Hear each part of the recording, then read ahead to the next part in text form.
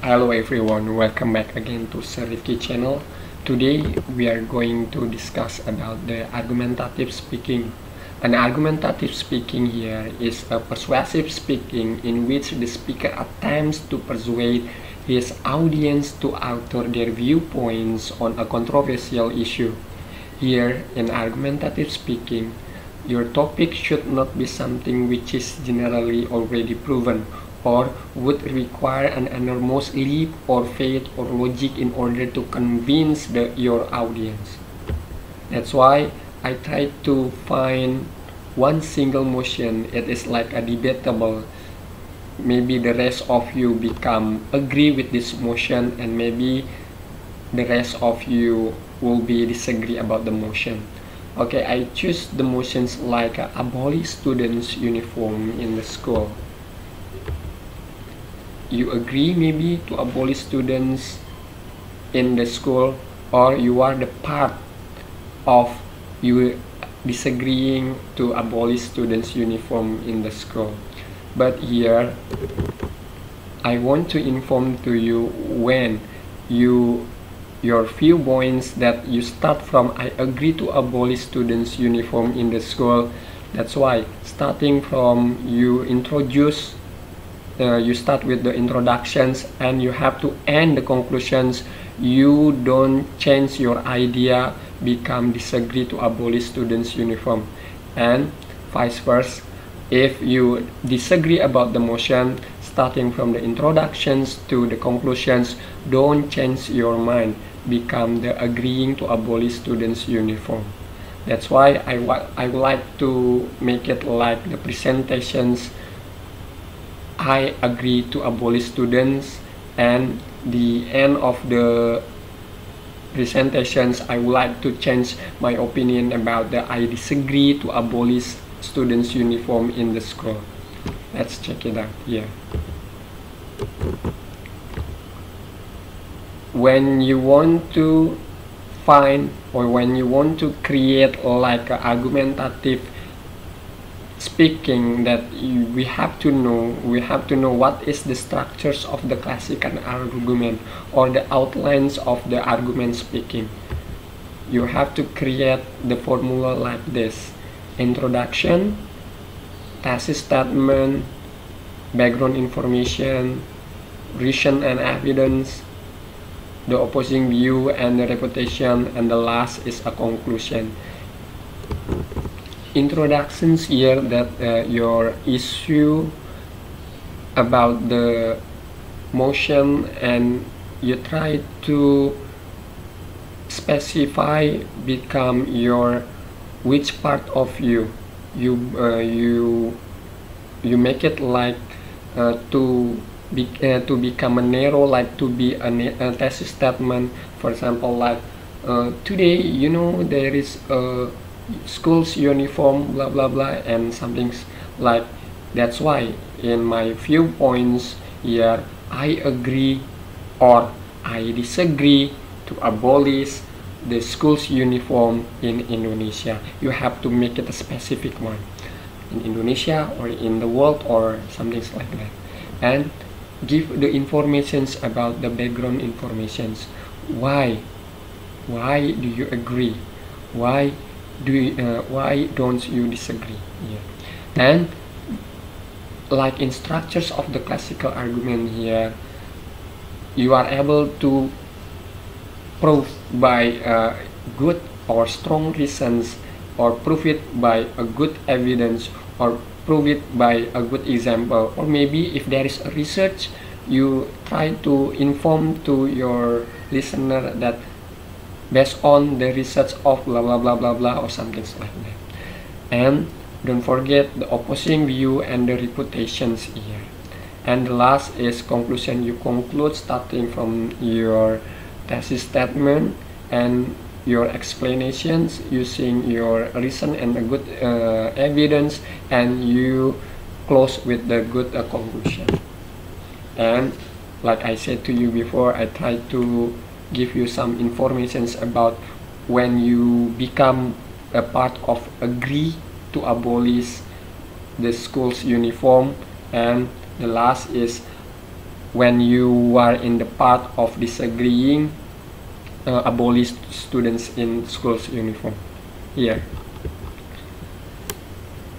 when you want to construct or when you choose that your position is in agreeing to abolish students uniform in the school, here you try to introduce what is the students uniform, what abolish students uniform it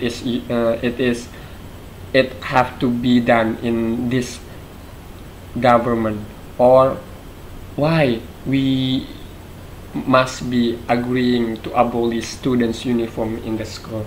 You start the informations in the introductions and you narrow it into your thesis statement, and you eager your thesis statement like, that's why I agree to abolish students uniform in the school.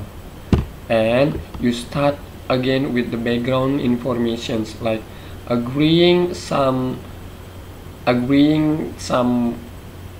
abolish school uniform in the school have the many reasons, blah blah blah blah blah blah and blah blah blah. You have to explain it to your speaker, so to your listener, sorry. And you start with the conclusion. That's why in agreeing to abolish students uniform in the school, we have a five structure, classical structure or outline here. The first, you start with there are pro and con abolish students uniform in the school. It is introductions, and you make it specific, become what is your position. That's why you are able to say in your thesis statement, that's why I agree to abolish students uniform in the school. And for the background informations, give some issue or viewpoint that you agree about the abolish students uniform in the school. And agree to abolish school uniform, you provide it with good example, good explanation, or good research or something like that, and you close with the conclusion. There are pro and con abolish students uniform in the school. That's why I agree to abolish school uniforms in the school. Agree to abolish school uniform in the school, I have a 3 here. The first is having a right to individuality. You may explain to the speaker, to the audience. And the second, making personal choice on their own to express their personality. You also explain. And the third is wasting a lot of time trying to enforce uniform rules. And 3 kinds here to eager your idea, to strong your viewpoints, that as you agree to abolish school uniform in the school. And you close your statement with I agree to abolish students uniform because first, they should have a right to individuality. They could make personal choices on their own to express their personality. And the last, the school was a lot of time trying to enforce uniform rules. Okay, starting from the introduction until the conclusions, you have to be part of the agreeing to abolish schools uniform. Okay, in the other side, if you become disagreeing to abolish students uniform in the school, also you have five informations here, like there are pro and con abolish students uniform in the school. It is like the introductions you started in the first of your speaking, and you make it specific or you make it narrow, become thesis statement like, that's why I disagree to abolish students uniform in the school. And background informations give some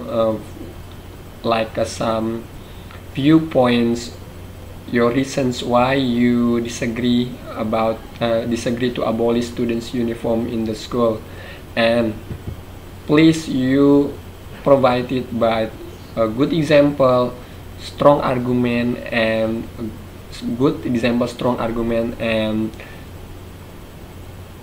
strong research, and you conclude in the last. Okay, here you may start the introductions seems like in agree.